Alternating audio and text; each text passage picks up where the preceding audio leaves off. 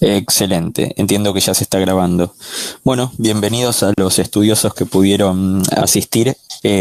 Para los que no asistan o quieran revivir esta conferencia, esta videoconferencia, van a poder hacerlo luego con la grabación, así que no hay problema. Va a ser una conferencia breve porque en definitiva lo que busco y mi objetivo aquí va a ser agregar valor a lo que ya tienen. No voy a repetir muchos conceptos y esto lo que les va a ocurrir un poco cuando hable en la segunda parte, va a ser que se les van a ocurrir cosas que van a poder mejorar sus tareas o actividades. Con esto les quiero decir que no se preocupen si es que encuentran un mejor punto de vista o cosas complementarias a las que leyeron el material, porque el objetivo es que esto sea un poco a modo de resumen y que vean el próximo paso o los análisis que se hacen un poco más allá de los materiales, digamos, que son iniciales o introductorios, ¿sí? Entonces, si estamos todo bien y me escuchan bien, empiezo. Como ven en la plataforma tenemos el chat en vivo, así que está muy bien y cualquier duda me la preguntan y con gusto se las contestaré. Entonces empezamos. Creo que perdimos a Lucely.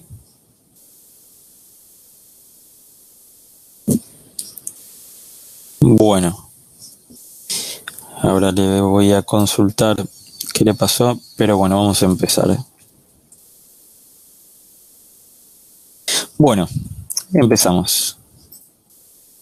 Esto ya lo saben, lo vimos, digamos, en los materiales complementarios, pero siempre está bueno hacer una definición, digamos, inicial, como para saber que estamos todos hablando de lo mismo. Cuando hablamos de Web Analytics, básicamente en este módulo y en este curso, nosotros tratamos dos grandes temas, que es el Web Analytics y el Social Analytics. El Web Analytics particularmente, en general se refiere a tres palabras claves que no son teóricas y tienen una razón de ser. Hablamos de técnicas, hablamos de metodologías y hablamos de herramientas. Sin alguna de las tres, la disciplina no se completa. ¿Por qué técnicas? Porque es el saber hacer, ¿sí? Es saber hacer algo. Las metodologías implica un proceso, una forma de hacer eso, y las herramientas son todas las cuestiones, todas las plataformas que tenemos para llevarlo a cabo. Pero en definitiva, ¿qué es lo que permite el Web Analytics? Permite medir, analizar y entender el comportamiento de los usuarios. En definitiva, los datos no tienen mucho sentido si no lo aplicamos a algo. Es decir, queremos comprender comportamiento. ¿Para qué? Bueno, básicamente para mejorar estrategias de negocio que tenemos y maximizar el cumplimiento de objetivos. Esta es nuestra definición inicial que hace sentido a la hora de entender cuál es la disciplina que estamos trabajando. Pero acá viene también algo que estuvimos trabajando en este módulo, en este curso, que es ¿qué es un objetivo, no? ¿A qué nos referimos cuando hablamos de objetivos? En definitiva, cuando hablamos de objetivo, tenemos que pensar en los objetivos del negocio. Más allá de que podamos definir objetivos de KPIs o KPIs, poder definir objetivos sobre los indicadores, pero al final del cabo y al final del día, cuando nosotros estamos trabajando para una empresa, por una startup o lo que sea, vamos a tener un objetivo con el negocio.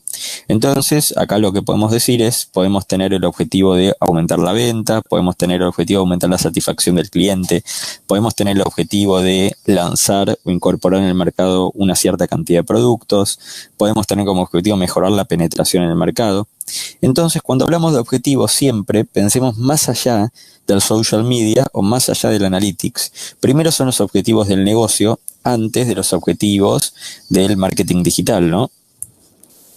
Entonces, es importante siempre, antes de empezar, por eso siempre hablo de la vinculación entre el negocio y el marketing digital. El marketing digital es una gran disciplina que apoya al negocio, pero el negocio es lo que guía al marketing digital. Entonces, primero, es importante definir indicadores clave para cada objetivo. Esos indicadores claves son los KPIs o los KPIs.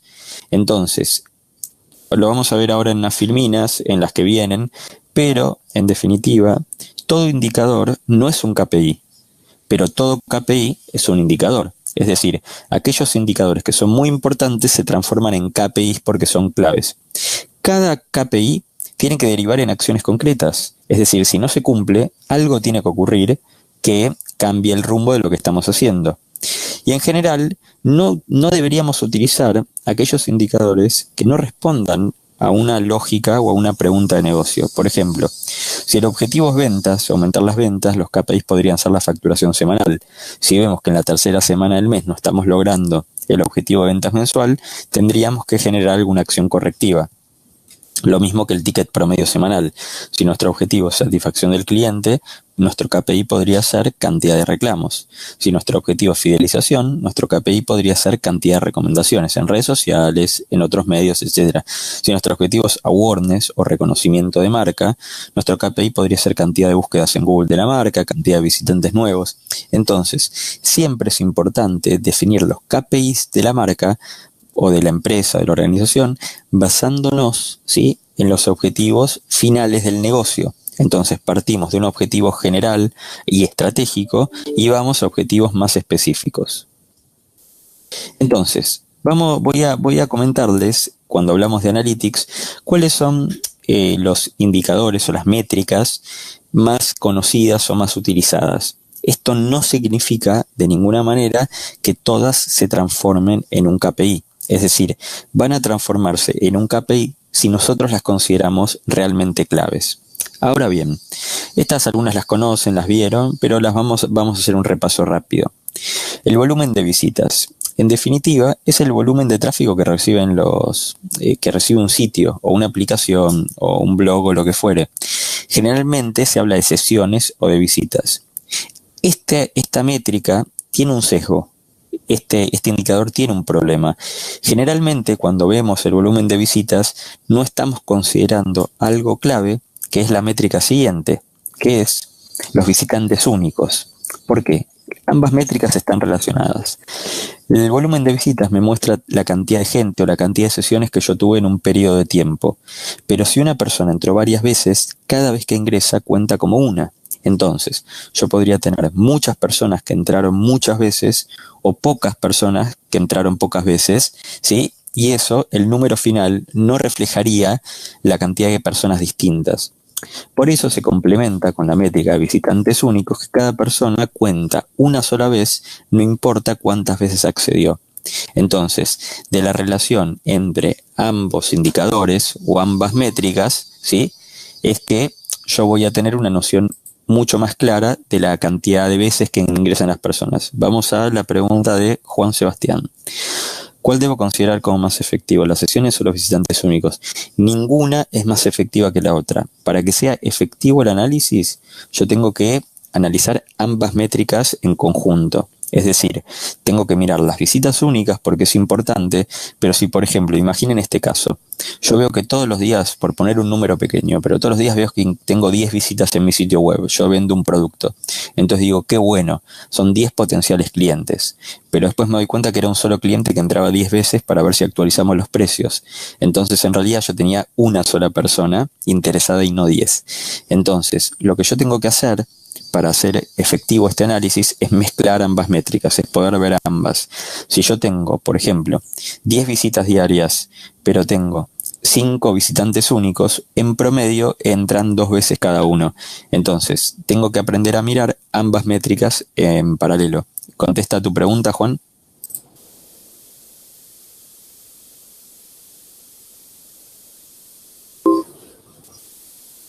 Excelente.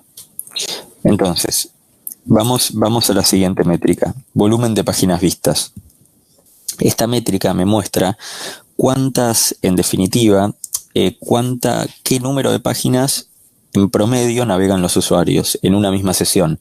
Por ejemplo, vamos a ver que hay páginas más complejas en las cuales los usuarios en promedio navegan 3 páginas, 4, 5, 10, ¿sí? También podemos analizar el volumen de páginas vistas del sitio completo. Entonces, si yo tengo un blog y tengo 200 artículos y la gente en promedio navega una página, algo raro hay. En cambio, si yo tengo un sitio que tiene una sola página, nadie va a tener más navegación de una página. Entonces, esto, en definitiva, nos permite saber qué tan fidelizante es nuestro contenido por sobre nuestro público objetivo.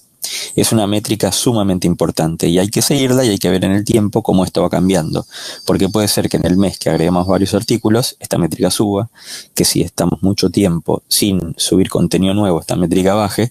Entonces, lo importante es seguirla en el tiempo. Luego viene una que para mí es sumamente importante, que es lo que se llama tiempo en la página o tiempo en el sitio. Esto es cuánto tiempo nuestros usuarios destinan o se quedan en una página determinada o en el sitio completo. De vuelta, si yo en una página tengo videos que duran 3, 4, 5 minutos y la gente en promedio se queda 1 minuto, es que probablemente no están terminando los videos. Lo mismo, si tengo artículos que son largos de leer y veo que la gente se queda mucho menos tiempo, ahí empiezo a ver un poco el problema. Entonces, esto no necesariamente es un problema, porque puede haber mucha gente que lo lee poco, que está poco tiempo, mucha que está mucho, y el promedio es mediano. Pero, en definitiva, yo esto lo tengo que empezar a ver, porque también que estén mucho tiempo en la página y que después no compren, si es un e-commerce, hay un problema. Entonces, acá la lectura de las métricas nunca es única. Tengo que mirar un conjunto de métricas para sacar una conclusión. Algo corto, algo largo, algo mucho, algo poco, no es bueno ni malo.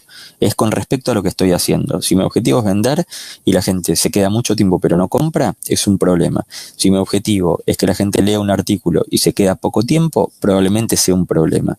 Entonces, tengo que siempre analizar en función de mis objetivos generales y también en función de las otras métricas. Nunca tomar una métrica como un resultado único. Luego tenemos una que es sumamente relevante, que es la famosa tasa de rebote. En definitiva, muestra el porcentaje, ¿sí?, de las personas que vieron una sola página o que se quedaron poco tiempo. En definitiva, la tasa de rebote son las personas que no interactuaron con el contenido, que no interactuaron con la web. Entonces lo podemos considerar, y lo pongo entre comillas, no me están viendo, pero lo pongo entre comillas, lo pueden ver como un fracaso ese usuario, porque se fue. Entonces, la tasa de rebote puede ser un problema en algunos casos. Primero puede mostrar que el sitio tiene un problema. Entonces, la tasa de rebote muestra que la persona no accede al contenido que buscó, o se quedó poco tiempo, o quizá el sitio tardaba tanto en cargar que la persona se fue. Entonces, eso puede ser un problema. El otro problema puede ser que si yo estoy comprando tráfico pago o estoy haciendo campañas pagas para llevar tráfico al sitio y se quedan poco tiempo, podría pasar que los esté llevando con una promesa falsa.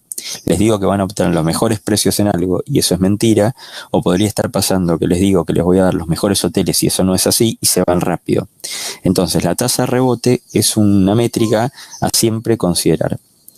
Bueno, para responder a ver, tenemos 2 preguntas, la de Karime y la de Juan, y la de Paola. Vamos una por una. Me pregunta Karime, ¿cuál es una cifra buena en promedio? No lo hay, Karime. Un 100% de rebote obviamente es mala y un 0% es utópico, pero no lo hay. Yo te diría que esta respuesta depende mucho de la industria. Hay industrias en las cuales una tasa de rebote del 30% no es alta y hay otras que es altísima.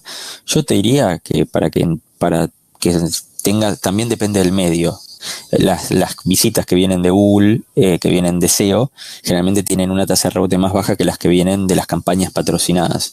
Entonces, no te puedo dar una respuesta que sea uniforme para todos los casos, pero te diría que deberíamos estar por debajo del 12-13% de rebote. A la pregunta de Juan, ¿cuál consideras que es una buena tasa para un blog, específicamente de un e-commerce? Yo te diría, Juan, que para un blog depende de qué se trata el blog, pero en un blog yo debería estar debajo del 10%, porque como no hay nada a lo que comprar, la gente consume gratis el contenido, entonces no habría una razón fuerte para el rebote, a menos que no sea bueno la calidad del contenido. Y en un e-commerce, generalmente, la tasa de rebote debería ser por debajo del 15%, porque para ver si los precios o algo no te cierra, tienen que navegar, y eso ya no sería un rebote. Entonces, pero de todas maneras hay que ver por país, por época, etcétera. Y la pregunta de Paola es, Cuando ponemos un link de acceso a una noticia y la persona entra y lee el artículo y se va, e incrementa el enlace de rebote, ¿cómo evaluamos eso? Bueno, mira, en definitiva, si la persona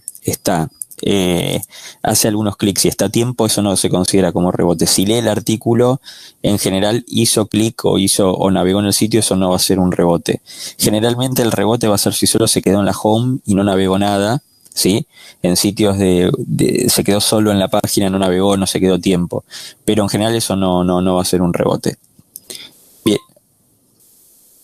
Exactamente, Paola. Por eso siempre digo comparar las métricas. O sea, nunca nos quedemos con la tasa de rebote como métrica única. Comparemos con la otra complementaria. Muy bien, es una buena conclusión.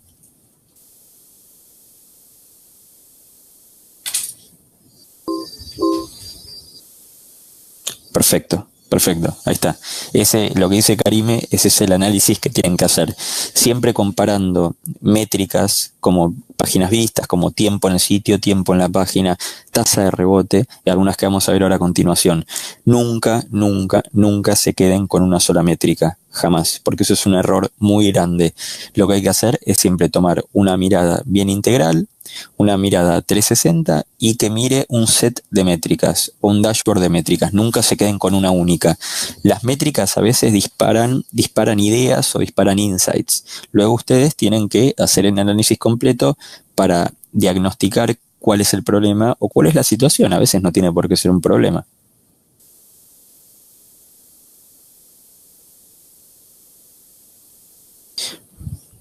Bien, vamos a la siguiente. La tasa de salida. La tasa de salida es una métrica, ¿sí?, que muestra cuáles son las páginas, ¿sí?, de las cuales la gente hizo su última navegación. Acá siempre pongo que no hay que obsesionarse con esa métrica porque no necesariamente es mala. Digo, de algún lado la gente tiene que salir. Imagínense en un negocio, la puerta. La gente sale por la puerta. Digo, no es malo decir que la gente tenga que salir por algún lado. El problema subyace cuando la gente sale o su última navegación es en páginas que no están diseñadas para que sea la última. Por ejemplo, vamos a poner un ejemplo. En un e-commerce, yo quisiera que la gente salga después de la confirmación del envío. En un blog va a salir desde alguna noticia. Pero ¿qué pasa cuando la gente sale desde una página que en definitiva es donde empieza a navegar? Entonces esta métrica, complementa las métricas anteriores. Complementa todo lo que vimos antes. Empecemos a analizar cuál es la última página, ¿sí?, donde la gente, desde la que la gente se va. ¿Queda clara esta?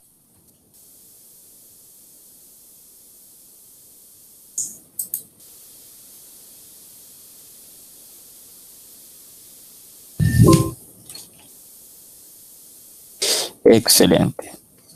Entonces, vamos a la siguiente. Acá viene la cuestión más relevante del marketing digital y también, sobre todo en Analytics, pero esto trasciende a todo y esto hay que entenderlo. Este es el concepto más importante que ustedes se tienen que llevar, que es el concepto de funnel o embudo.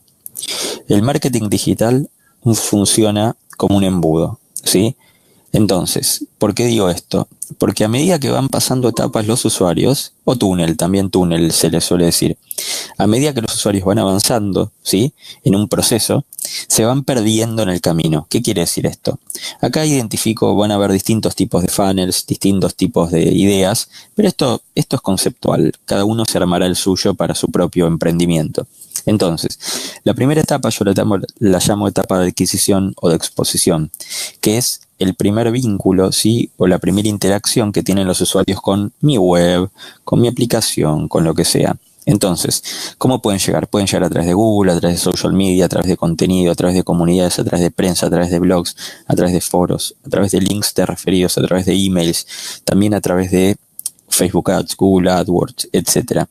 Entonces, la primera etapa es lo que yo llamo la etapa de exposición o de adquisición. El usuario se enfrenta por primera vez con nuestra propuesta, ¿no? Entonces, luego el usuario empieza a navegar.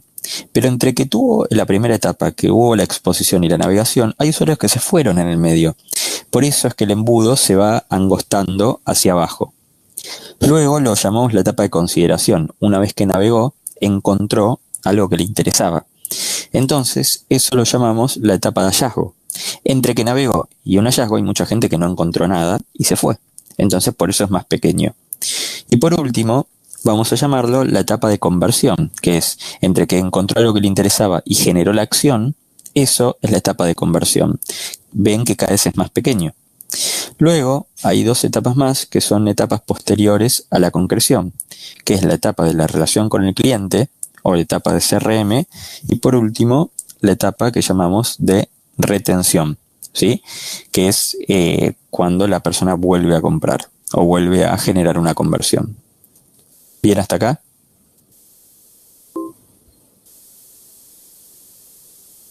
A ver, pregunta de Karime. ¿Cómo se calcula en cifras o qué métricas debo tomar? ¿Hay alguna fórmula de cálculo? Bueno, el único tema acá, Karime, con respecto a las métricas, sobre todo en conversión, es que la tasa de conversión depende mucho de la industria en la que estamos trabajando. Ahora, si querés, justamente lo vamos a hablar en la que viene, pero la conversión es un porcentaje de gente que concretó un objetivo. Entonces lo vemos en la filmina que viene. ¿Alguna pregunta más sobre el funnel en general?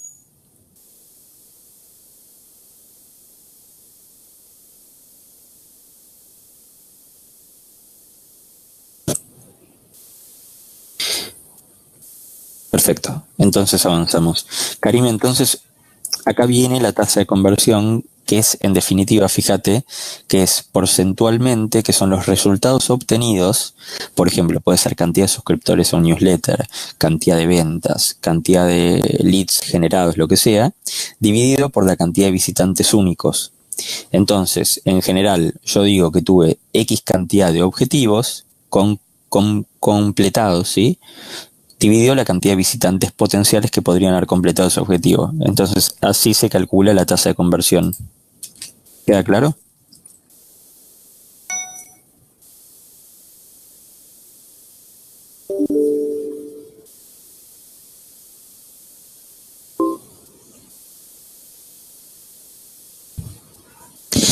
Es que sí, una cosa es la tasa de conversión que tenemos traqueada en Analytics. Tú también puedes tener una tasa de conversión para ti en un Excel y la mides de la forma que quieras. No hay una única manera de medir la conversión. Te diría que en Analytics es esta, pero también, está bien, sí, las diferentes etapas también tienen un cálculo, obviamente, en el funnel, pero siempre la mejor manera sería dividir por la cantidad de visitantes en cada etapa. Tú tienes que conocer en tu sitio web qué páginas, sí, también son qué y qué parte del proceso corresponden, ¿no? Por ejemplo, la etapa de conversión va a ser después del carrito, la etapa de consideración va a ser la navegación en los distintos productos, la exposición va a ser en la home. Entonces, tú tienes que identificar qué páginas con qué. Igual Analytics tiene un análisis también de funnel que se llama, ahora no me acuerdo el nombre exacto que usaba Analytics, la denominación, pero es avanzado, pero lo puedes empezar a ver en Analytics. Luego te digo el nombre exacto.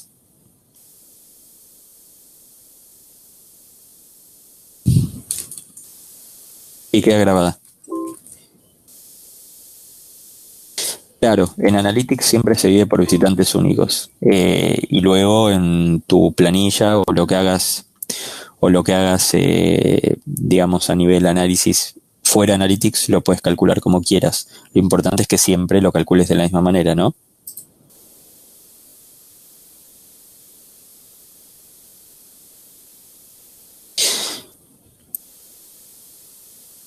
Bueno, entonces vamos a avanzar a la segunda parte de esta presentación, que es Social Analytics, que en definitiva es el complemento, es lo que nadie quiere ver en general. Todo el mundo se acostumbra a ver las redes sociales de una forma muy, muy cualitativa, ¿sí?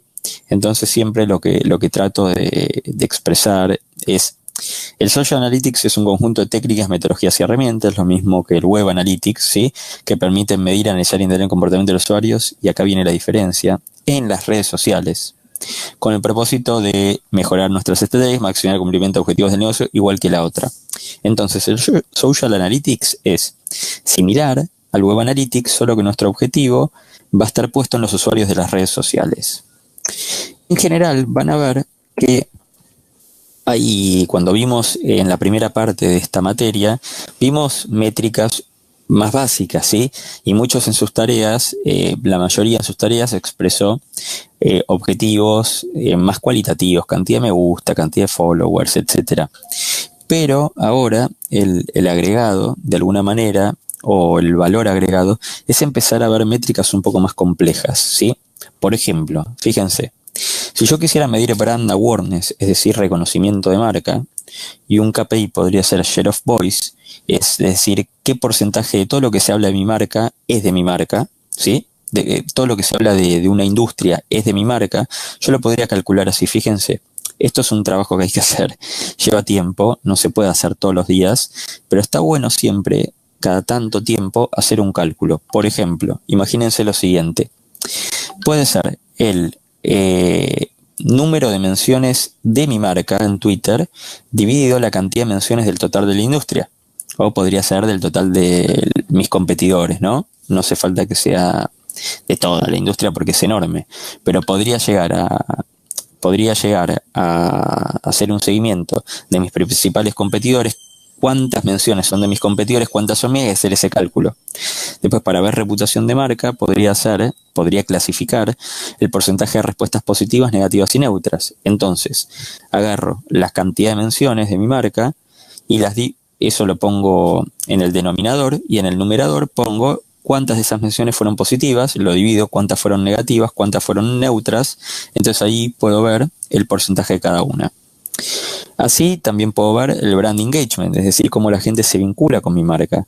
Entonces empiezo a ver la interacción con los contenidos publicados. Entonces el cálculo podría ser cantidad de likes, más cantidad de compartidos, más cantidad de comentarios, todo eso dividido por la cantidad de publicaciones. Entonces ahí puedo empezar a ver el brand engagement.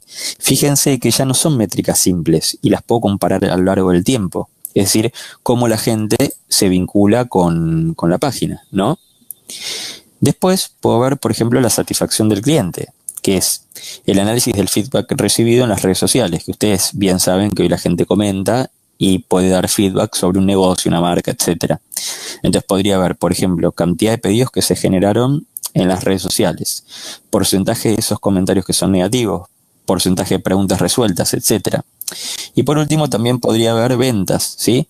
Entonces, ¿cuántas oportunidades se detectaron en las redes sociales? ¿Cuántos leads se generaron en las redes sociales? ¿Cuánta plata se generó de lo generado en las redes sociales? Estos son ejemplos. Ustedes pueden modificarlo, cambiarlo, agregar, sacar, pero para que empiecen a hacer más complejo el análisis de las métricas y no se queden con las métricas simples. Lo importante es relacionar métricas. ¿Todo bien hasta acá?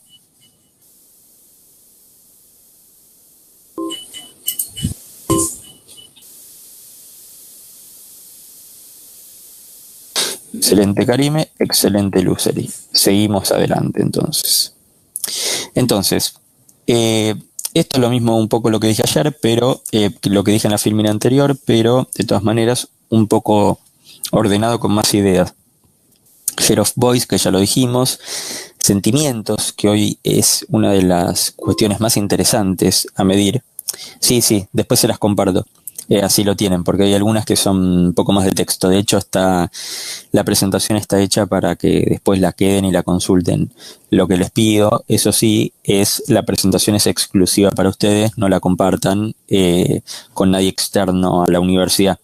Pero sí se las paso, no hay problema. Sentimientos, que representan la evaluación cualitativa, van a tener que analizar la percepción de los usuarios, cuáles son los tópicos, las tendencias, los temas que están en tendencias, etcétera. Esta la van a tener luego para que la puedan mirar un poco. Y acá vienen algunos KPIs o métricas, son métricas y son KPIs si ustedes lo consideran importante, que a mí me parecen interesantes. El share of voice, que lo vimos hace un ratito, ¿sí? Después el trending topic o el topic trend que muestra las menciones hacia una marca, ¿sí? Entonces, empezar a comparar en un Excel, esto lo pueden hacer en un Excel, y ustedes se ponen en comparación, en un gráfico, sus competidores y cuántas menciones tuvieron cada uno. Entonces comparan por semana a semana, día a día no tiene sentido, pero semana a semana o mes a mes, y entonces pueden tener todo el año cuántas menciones tuvieron sus competidores y cuánto ustedes. Después también pueden ver los sentimientos, ¿no? O el sentimental análisis. Entonces, lo mismo que decíamos en la primera, evaluar el número de menciones que habla positiva, negativa o neutra. Entonces, ustedes se pueden poner su marca, hacen un Excel, ponen cuántas de esas menciones son positivas, negativas y neutras, y también lo pueden hacer contra sus competidores, lo cual sería muy, muy interesante. Esta es una métrica muy obvia, muy vieja, pero que siempre vale, que es los nuevos fans. Entonces ustedes van traqueando, pueden traquear en un Excel o registran en un Excel, semana a semana, mes a mes, cuántos fans tienen nuestra fanpage en Facebook. Es verdad que Facebook también nos muestra esta métrica, pero a mí lo que me interesa es que cuando lo llevan a un Excel y lo llevan ustedes, pueden cruzar métricas, pueden empezar a relacionar datos. Si ustedes el Analytics que nos da Facebook es lo que Facebook quiera darnos. Acostúmbrense también a ustedes a registrar la data. Lo mismo con Twitter, la cantidad de followers nuevos en Twitter, el engagement, es decir, de las distintas acciones. Si una publicación tuvo, por ejemplo, me gusta, tuvo compartidas, etcétera, etcétera. Entonces, si bien Facebook nos da esta información, de vuelta, está bueno analizar un poco qué es lo que ocurre y verlo en el tiempo. No nos quedemos nunca con entro una vez por semana, una vez por mes y ahí quedó, sino tratar de entender cuáles fueron las publicaciones que mejor funcionaron, por qué, e intentar que todas tengan ese resultado, ¿no? Y acá algunos ejemplos de Facebook particularmente, para análisis, digamos, de los KPIs de Facebook particularmente, número de posteos compartidos, posteos que han generado mayor interacción, cantidad de me gusta, cantidad de impresiones, cantidad de personas que hemos llegado, presencia de las visitas, franja etaria y género de las personas que llegaron. Son todas métricas interesantes para analizar de Facebook, ¿no? De Twitter puede ser número de retweets, cantidad de veces que un tweet ha sido marcado como favorito, mensajes directos, Friday follows los viernes, número de seguidos, número de seguidores. Y por último también agrego algunas de YouTube que son interesantes, que es cantidad de reproducciones, recomendaciones, comentarios. A lo que voy con esto es, no nos quedemos nunca en las métricas básicas. Lo importante de este curso y de este módulo es empezar de a poquito, entender cuáles son las métricas relevantes, ir creciendo con eso, pero luego complejizar el análisis, empezar a cruzar métricas, empezar a analizar los competidores, empezar a ir mucho más allá de lo básico. Pero bueno, hasta aquí entonces llegamos con la presentación. Espero que les haya gustado y pueden preguntar lo que necesiten.